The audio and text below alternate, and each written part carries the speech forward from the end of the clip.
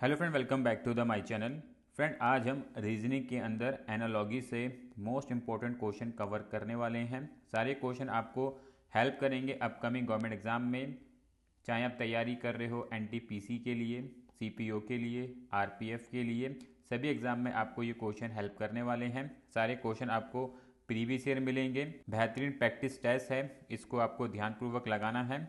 अगर कोई एनालॉजी से क्वेश्चन बने तो आप इजीली अटैम्प्ट कर लें, ठीक है। और साथियों, अगर आपको डेली बेसिस पे न्यूज़पेपर चाहिए पीडीएफ में, तो मैंने एक व्हाट्सअप चैनल बना रखा है जिसका लिंक आपको डिस्क्रिप्शन में मिल जाएगा, ज्वाइन कर सकते हैं। जहां पर मैं डेली बेसिस पे न्यूज़पेपर डाल देता हूं, तो एक ही जगह पे आपको ये न्यूज़पेपर मिल जाएंगे। लिंक डिस्क्रिप्शन में है, इसको भी आप ज्वाइन कर सकते हैं, ठीक है। तो साथियों, क्वेश्चन नंबर 1 है और यहाँ पे आपको अल्फ़ाबेट संबंधित पीरियड दिए गए हैं। तो आपको VIF के साथ कौन से वाले अल्फ़ाबेट आएंगे विकल्प में से वो बताना है। तो यहाँ पे आपको लॉजिक सेम लगाना होगा। जो लॉजिक यहाँ पे लगेगा वही लॉजिक आपको इधर भी चेक करना है, ठीक है। और आप देख सकते हो क्वेश्चन एसएससी के जीडी एग्जाम में पूछा गया था 2024 शिफ्ट 4th में। तो इंपॉर्टेंट क्वेश्चन है सारे, ध्यानपूर्वक आपको पूरा प्रैक्टिस टेस्ट लगाना है, ठीक है। तो अगर आप देखोगे यहाँ पे हमें जो पीरियड दे रखा है KBZ का संबंध दे रखा है HYW से, ठीक है। तो अगर मैं K से H तक जाऊं तो यहाँ पे मुझे -3 लेटर पीछे जाने होंगे। उसी प्रकार से B से Y तक जाऊं तो यहाँ पे भी -3 लेटर करूँगा तो मैं Y पे पहुँच जाऊँगा। और Z से -3 लेटर पीछे जाऊँ तो मुझे W मिल जाएगा। तो यहाँ पे हमें चेक करना होगा क्या ये लॉजिक VIF के अंदर फॉलो कर रहा है। तो अगर मैं V से 3 लेटर पीछे जाऊँ, यानी कि यहाँ से माइनस करूँ 3 लेटर, तो मुझे S प्राप्त हो जाएगा। उसके बाद I से 3 लेटर पीछे जाऊँगा तो मुझे F प्राप्त हो जाएगा। और F से अगर मैं 3 लेटर पीछे जाता हूँ तो मुझे C प्राप्त हो जाएगा। तो यहाँ पे C आ जाएगा। क्या विकल्प में आपको ये ऑप्शन में दिख रहा है कहीं पे SFC? तो ऑप्शन C के अंदर FSC है, ऑप्शन C वाला यहाँ पे राइट आंसर बनेगा, ठीक है। तो एनालॉजी के अंदर जो अल्फ़ाबेट से क्वेश्चन बनते हैं वो इजी होते हैं और जो नंबर से आते हैं वो थोड़े टफ होते हैं। तो इसलिए आपको नंबर वालों की प्रैक्टिस थोड़ी ज़्यादा करनी होगी, ठीक है। साथियों, क्वेश्चन नंबर 2 है और यहाँ पे भी आपको क्वेश्चन मार्क की जगह पे विकल्प में से कौन से लेटर आएंगे बताना है। तो यहाँ पे जो हमें पीरियड दे रखा है वो SWA का UY और C से दे रखा है। तो अगर मैं S से U तक जाऊँ तो यहाँ पे मुझे +2 लेटर करने होंगे। W से Y तक जाऊँ तो यहाँ पे भी मुझे +2 लेटर करने होंगे। और A से C तक जाऊँ तो यहाँ पे भी मुझे 2 लेटर आगे जाने होंगे। तो उसी प्रकार से अगर मैं F, J और N में देखूँ तो यहाँ से F के अंदर अगर मैं 2 लेटर ऐड करता हूँ तो मुझे H प्राप्त हो जाएगा। J के अंदर अगर मैं 2 लेटर ऐड करता हूँ तो मुझे L प्राप्त हो जाएगा। और N के अंदर अगर मैं 2 लेटर आगे जाता हूँ तो मुझे P प्राप्त हो जाएगा। और HLP अगर आप देखोगे विकल्प बी में देखने को मिल जाएगा। तो ऑप्शन बी वाला यहाँ पे राइट आंसर बनेगा, ठीक है। ऐसे क्वेश्चन इजी होते हैं। ये क्वेश्चन भी एसएससी के जीडी एग्जाम में पूछा गया था 2024 शिफ्ट 1st के अंदर। तो सारे क्वेश्चन प्रीवियस ईयर हैं जो आपको हेल्प करेंगे अपकमिंग गवर्नमेंट एग्जाम के लिए। तो ध्यानपूर्वक आपको पूरा प्रैक्टिस टेस्ट लगा के चलना है, ठीक है। साथियों, क्वेश्चन नंबर 3 है, बेहतरीन क्वेश्चन है। क्वेश्चन को देख के डरना नहीं है कभी भी कि बहुत बड़ा क्वेश्चन दे रखा है, टाइम टेकिंग होगा।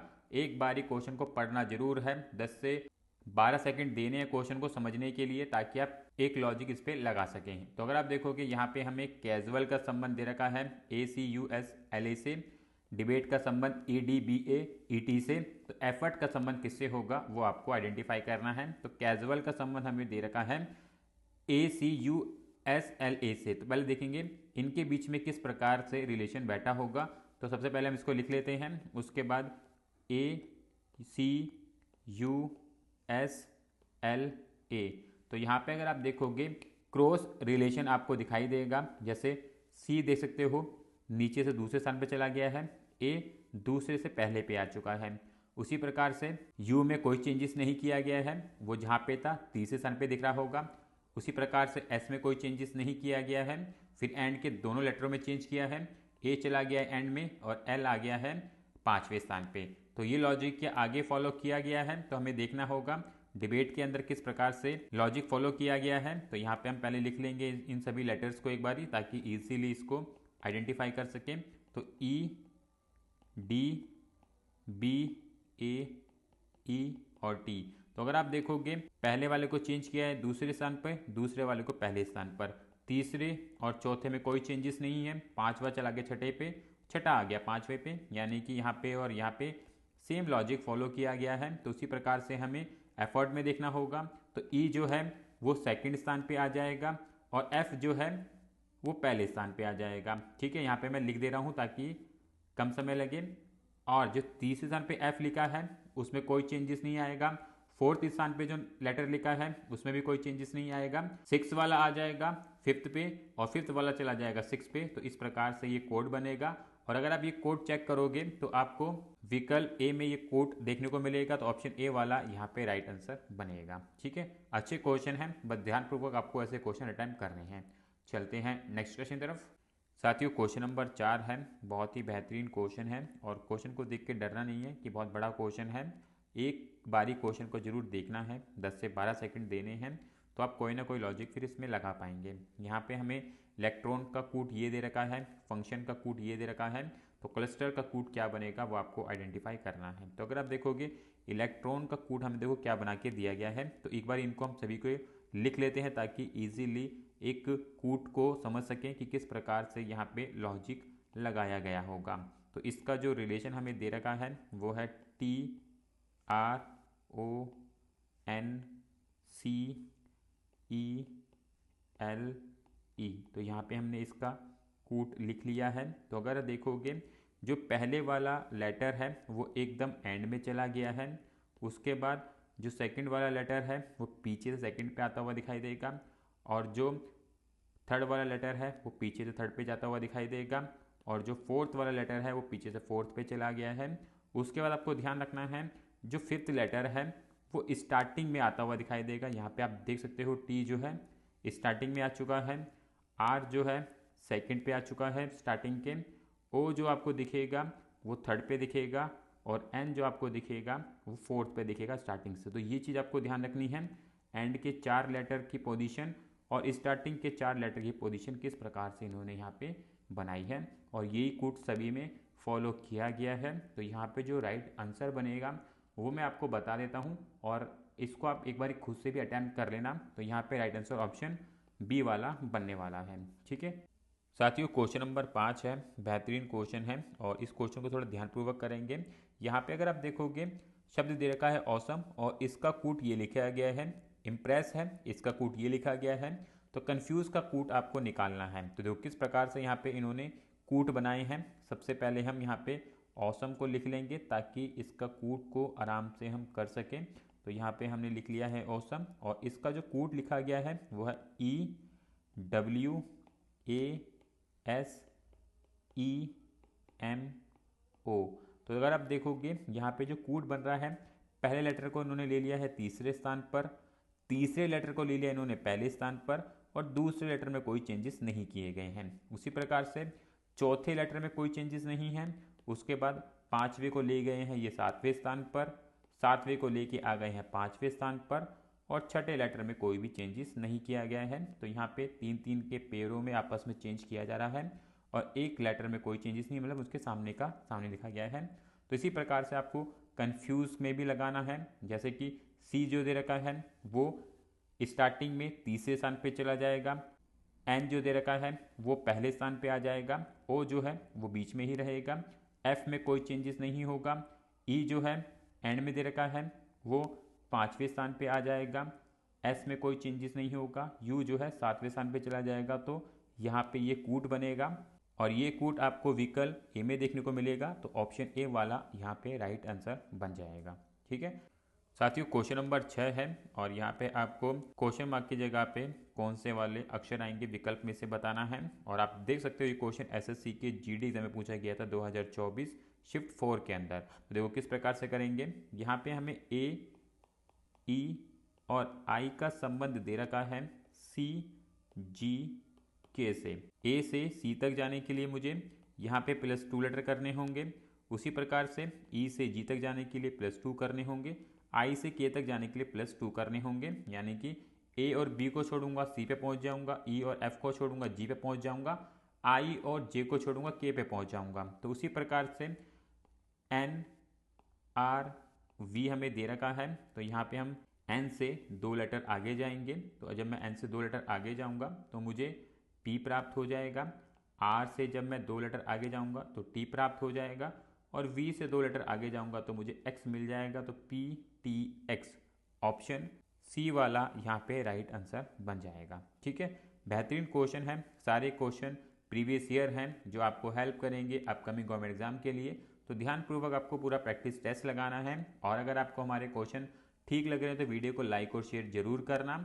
और अगर आपको डेली बेसिस पे न्यूज़पेपर चाहिए पीडीएफ में, तो मैंने एक व्हाट्सअप चैनल बना रखा है जिसका लिंक आपको डिस्क्रिप्शन में मिल जाएगा, ज्वाइन कर सकते हैं। यहाँ पर मैं फ्री में न्यूज़पेपर डाल देता हूँ, तो आपको एक ही जगह पे न्यूज़पेपर मिल जाएंगे फ्री में, लिंक डिस्क्रिप्शन में है, इसको भी आप ज्वाइन कर सकते हैं। चलते हैं नेक्स्ट क्वेश्चन की तरफ। साथियों क्वेश्चन नंबर 7 है, और यहाँ पे आपको क्वेश्चन मार्क की जगह पे विकल्प में से कौन से अक्षर का कूट आएगा वो आपको बताना है। तो अगर आप देखोगे यहाँ पे हमें रिलेशन दे रखा है एम आई सी एस का एल एच बी आर के साथ।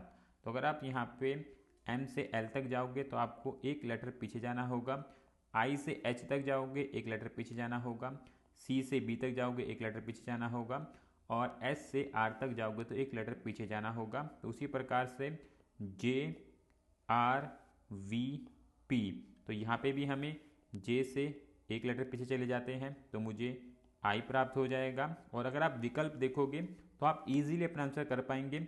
ऑप्शन ए आंसर नहीं बनेगा, आर दे रखा है, ऑप्शन बी नहीं बनेगा, एम दे रखा है, ऑप्शन डी नहीं बनेगा, ओ दे रखा है। तो ऑटोमेटिकली आपको पूरा क्वेश्चन सॉल्व नहीं करना होगा। अगर पहले ही अक्षर हमें आई दे रखा है तो टिक करेंगे और आराम से आगे बढ़ सकते हैं, अपना टाइम बता सकते हैं। तो इसलिए ऑप्शंस को भी चेक करते रहें और एलिमिनेट करते रहें, ताकि कम से कम समय में आप अपने क्वेश्चन का जवाब दे सकें। ठीक है साथियों, क्वेश्चन नंबर 8 है, बहुत ही बेहतरीन क्वेश्चन है, कंफ्यूजिंग क्वेश्चन होते हैं ऐसे, तो आपको समझ के चलना है ऐसे क्वेश्चनों को। यहाँ पे हमें बोल रखा है ई आर का संबंध ई और टी से दे रखा है। तो देखो किस प्रकार से यहाँ पे रिलेशन बना रहे हैं। पहले वाले लेटर में कोई चेंजेस नहीं करेंगे, यानी कि वो सेम आ जाएगा, और जो सेकंड लेटर है उसके अंदर 2 लेटर आप आगे चले जाओगे तो आपको सेकंड लेटर यानी कि उसका कूट मिल जाएगा। तो यहाँ पे हमें देखना है किस वाले विकल्प के अंदर इस लॉजिक को फॉलो किया जा रहा है। तो अगर आप देखोगे ऑप्शन सी को एस की जगह पे एस आपको दिखेगा, और एक्स के अंदर अगर आप 2 लेटर आगे जाते हो तो जेड मिल जाएगा। तो यहाँ पे सेम लॉजिक फॉलो किया जा रहा है, तो ऑप्शन सी वाला यहाँ पे राइट आंसर बनेगा। और ये क्वेश्चन भी एसएससी जीडी में पूछा गया था 2024 शिफ्ट 4 के अंदर। ठीक है, ये शिफ्ट 4 के अंदर क्वेश्चन आया था। तो सारे क्वेश्चन प्रीवियस ईयर हैं, हेल्प करेंगे आपको, तो ध्यानपूर्वक आपको टेस्ट लगाते हुए चलना है। ठीक है साथियों, क्वेश्चन नंबर 9 है, अच्छा क्वेश्चन है ये भी। यहाँ पे हमें के डब्ल्यू का संबंध एफ आर से दे रखा है, तो जो लॉजिक इन दोनों के बीच में होगा वही लॉजिक आपको विकल्प में भी चेक करना होगा। तो अगर आप देखोगे के और डब्ल्यू का संबंध हमें एफ और आर से दे रखा है, तो देखो किस प्रकार से यहाँ पे रिलेशन बन रहा है। अगर मैं के से 5 लेटर पीछे चला जाऊँ तो मुझे एफ प्राप्त होगा, और डब्ल्यू से अगर मैं 5 लेटर पीछे चला जाऊँ तो मुझे आर प्राप्त हो जाएगा। तो यहाँ पे आपको 5-5 लेटर पीछे जाना था जिससे कि आपको कूट मिलता। तो ये लॉजिक हमें विकल्प में देखना होगा किस वाले विकल्प में ये लॉजिक लगाया गया है। तो अगर आप देखोगे आई यू में अगर आप देखते हो तो यहाँ पे आपको ये लॉजिक मिलेगा। अगर मैं आई में 5 लेटर पीछे जाता हूँ तो मुझे डी प्राप्त होगा, और यू में अगर मैं 5 लेटर पीछे जाता हूँ तो मुझे पी प्राप्त हो जाएगा। तो ऑप्शन डी वाला यहाँ पे राइट आंसर बनेगा। जो लॉजिक यहाँ पे लगा है वही लॉजिक यहाँ पे देखने को मिल रहा है, तो ऑप्शन डी वाला इसका राइट आंसर बनेगा। ठीक है, चलते हैं नेक्स्ट क्वेश्चन तरफ। साथियों क्वेश्चन नंबर 10 है, अच्छा क्वेश्चन है ये भी। यहाँ पे हमें आर पी डी का संबंध डब्ल्यू यू आई के साथ दे रखा है, तो देखो किस प्रकार से यहाँ पे लॉजिक फॉलो किया जा रहा है उसको एक बारी देख लेते हैं। तो आर पी डी का संबंध हमें डब्ल्यू यू और आई से दे रखा है। तो यहाँ पे अगर मैं लॉजिक की बात करूँ तो आर के अंदर आपको 5 लेटर ऐड करने होंगे तो आप डब्ल्यू में पहुँच जाओगे। उसी प्रकार से पी के अंदर अगर आप 5 लेटर आगे जाओगे तो यू पे पहुँच जाओगे, और डी के अंदर जब आप 5 लेटर आगे जाओगे तो आई पे पहुँच जाओगे। तो यही लॉजिक आपको विकल्प में चेक करना होगा। और अगर मैं विकल्प की बात करूं तो x के अंदर अगर मैं 5 लेटर आगे जाता हूं तो मुझे c मिलेगा, y के अंदर अगर मैं 5 लेटर आगे जाता हूं तो d मिलेगा, और m के अंदर अगर मैं 5 लेटर आगे जाता हूं तो मुझे r मिलेगा। तो सेम लॉजिक हमें विकल्प डी में देखने को मिलेगा, तो ऑप्शन डी वाला यहाँ पे राइट आंसर बन जाएगा। ठीक है, अच्छा क्वेश्चन है। अल्फ़ाबेट को थोड़ा सा समझ लेना माइंड के अंदर, ताकि आप ऐसे क्वेश्चनों को जल्द से जल्द कर सकें। ठीक है साथियों, क्वेश्चन नंबर 11 है, और क्वेश्चन नंबर 11 क्वेश्चन नंबर 10 की तरह ही है। यहाँ पे भी वही लॉजिक लगेगा जो क्वेश्चन नंबर 10 के अंदर लगा था। तो यहाँ पे हमें दे रखा है आर और ई का संबंध डब्ल्यू और जे के साथ। तो अगर मैं आर के अंदर 5 लेटर आगे जाता हूँ तो डब्ल्यू प्राप्त होगा, ई के अंदर अगर मैं 5 लेटर आगे जाता हूँ तो जे प्राप्त हो जाएगा। तो उसी प्रकार से विकल्प में चेक करना होगा किस विकल्प के अंदर ये लॉजिक फॉलो किया जा रहा होगा। तो अगर आप देखोगे ऑप्शन सी को, यहाँ पे हमें क्यू और डी का संबंध दे रखा है वी और आई के साथ। तो अगर मैं क्यू के अंदर 5 लेटर आगे बढ़ता हूँ तो वी प्राप्त होगा, डी के अंदर अगर मैं 5 लेटर आगे बढ़ता हूँ तो मुझे आई प्राप्त होगा। तो इस प्रकार से विकल्प सी वाला यहाँ पे राइट आंसर बनेगा। ठीक है साथियों, क्वेश्चन नंबर 10 है, बहुत ही बेहतरीन क्वेश्चन है, और इस प्रकार से भी क्वेश्चन बन रहे हैं एनालॉजी के अंदर। और ये क्वेश्चन एसएससी के जीडी एग्जाम में पूछा गया था 2014 के अंदर। तो हमने एक क्वेश्चन ऐसे लिया है जो पूछा गया एग्जाम के अंदर, तो आपको आइडिया होना चाहिए कभी ऐसा क्वेश्चन बने तो आप कर सकें। तो यहाँ पे अगर आप देखोगे कश्मीर का जो कूट दिया गया है वो पैराडाइज ऑन अर्थ दे रखा है, कुल्लू का जो कूट दे रखा है वैली ऑफ गॉड्स दे रखा है। तो दार्जिलिंग का क्या कूट बनेगा विकल्प में से, वो आपको बताना है। तो कश्मीर को उसके नेचर के हिसाब से पैराडाइज ऑन अर्थ, धरती का स्वर्ग बोला जाता है। उसी प्रकार से कुल्लू को वैली ऑफ गॉड्स बोला जाता है, देवताओं की घाटी बोला जाता है। उसी प्रकार से दार्जिलिंग को सिटी ऑफ हिल्स, पहाड़ियों का शहर कहा जाता है। तो ऑप्शन डी वाला यहाँ पे राइट आंसर बनेगा। ठीक है, ध्यान रखना है ऐसे क्वेश्चन भी एग्जाम में पूछे गए हैं तो आपको आइडिया होना चाहिए। ठीक है, चलते हैं नेक्स्ट क्वेश्चन की तरफ। साथियों, क्वेश्चन नंबर 13 है, बहुत ही बेहतरीन क्वेश्चन है। यहाँ पे हमें सी पी का संबंध ई एस से दे रखा है, तो जो रिलेशन इनके बीच में होगा वही आपको विकल्प में भी चेक करना होगा। तो सी और पी का संबंध हमें दे रखा है ई और एस के साथ। तो अगर आप देखोगे सी के अंदर अगर मैं 2 लेटर आगे जाता हूँ, यानी कि सी और डी को छोड़ता हूँ तो ई मिल जाएगा। उसी प्रकार से अगर मैं पी के अंदर 3 लेटर आगे जाता हूँ, पी क्यू आर को छोड़ता हूँ तो मुझे एस मिलेगा। तो ये लॉजिक हमें आगे चेक करना होगा किस विकल्प के अंदर लग सकता है। तो यहाँ पे हम चेक करने वाले हैं ऑप्शन बी को, और हमें दे रखा है ए एन का संबंध सी क्यू के साथ। तो सबसे पहले हमें ए से 2 लेटर आगे जाने होंगे, ए और बी को छोड़ेंगे सी मिल जाएगा। और एन के अंदर अगर मैं 3 लेटर आगे जाता हूँ, एन ओ पी छोड़ता हूँ तो क्यू मिलेगा, यानी कि ऑप्शन बी के अंदर हमें सेम लॉजिक देखने को मिलेगा। तो ऑप्शन बी वाला यहाँ पे राइट आंसर बनेगा। ठीक है साथियों, क्वेश्चन नंबर 14 है, बहुत ही बेहतरीन क्वेश्चन है। ये क्वेश्चन एसएससी के जीडी एग्जाम में पूछा गया था 2023 शिफ्ट सेकेंड के अंदर। तो यहाँ पे हमें स्टेक का संबंध इस वाले कूट से दे रखा है, बीम का संबंध इस वाले कूट से दे रखा है, तो राइट का संबंध किस कूट से बनेगा वो बताना है। तो देखो किस प्रकार से क्वेश्चन किया गया है। सबसे पहले हम शब्द लिख लेंगे एस टी ए वाई का संबंध हमें दे रखा है ए एस टी वाई। तो यहाँ पे आपको दिख रहा होगा जो शब्द ऊपर लिखे गए हैं वही शब्द नीचे लिखे हैं, बस लेटर्स को आगे पीछे किया गया है। और ध्यान रखना है यहाँ पे सिर्फ एक लेटर को आगे पीछे किया जा रहा है, वो है थर्ड वाला, इसको ये पहले स्थान पे लेके आ चुके हैं। बाकी लेटर्स को ए के पीछे लिख दिया गया है, जैसे कि एस को देख सकते हो सेकंड स्थान पे लेके आ गए, टी को थर्ड पे, और वाई अपने स्थान पे रहा, उसमें कोई चेंजेस नहीं किए गए हैं। उसी प्रकार से अगर आप देखोगे बीम को, तो यहाँ पे बी ई ए एम, तो अगर आप देखोगे जो थर्ड वाला लेटर है उसको इन्होंने आगे ले लिया है पहले स्थान पर, उसके बाद वो सेम सीक्वेंस में आगे बढ़ते चले गए हैं इस प्रकार से। तो ये कोड आपको दिख रहा होगा। तो यहाँ पे हमें आर आई डी ई दे रखा है, तो सबसे पहले हम डी को आगे ले आएंगे और बाकी शब्दों बाकी लेटर्स को इनके पीछे इस प्रकार से लिख देंगे। और अगर आप विकल्प में चेक करोगे तो ऑप्शन डी के अंदर आपको ये देखने को मिलेगा, तो ऑप्शन डी वाला यहाँ पे राइट आंसर बन जाएगा। ठीक है, चलते हैं नेक्स्ट क्वेश्चन की तरफ।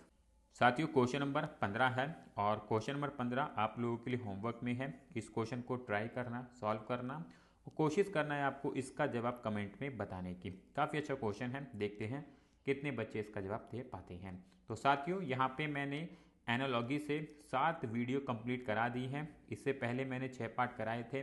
अगर आपने इससे पहले वाले पार्ट नहीं देखे हैं तो आप मेरी चैनल की प्लेलिस्ट में जाके रीजनिंग के नाम से आपको प्लेलिस्ट मिलेगी, वहाँ पे आपको एनालॉजी के नाम से सारे वीडियो मिल जाएंगे, उनको भी देख लेना ताकि आपकी प्रैक्टिस बेहतर हो सके और कोई भी क्वेश्चन बने एनालॉजी से आप इजीली कर सकें। ठीक है, इसी प्रकार की और भी वीडियोस के लिए आप चैनल को सब्सक्राइब कर सकते हैं, बेल आइकन क्लिक कर सकते हैं ताकि आपके पास सारे नोटिफिकेशन टाइम टू टाइम पहुंचते रहें। मिलेंगे नेक्स्ट वीडियो में। राधे राधे।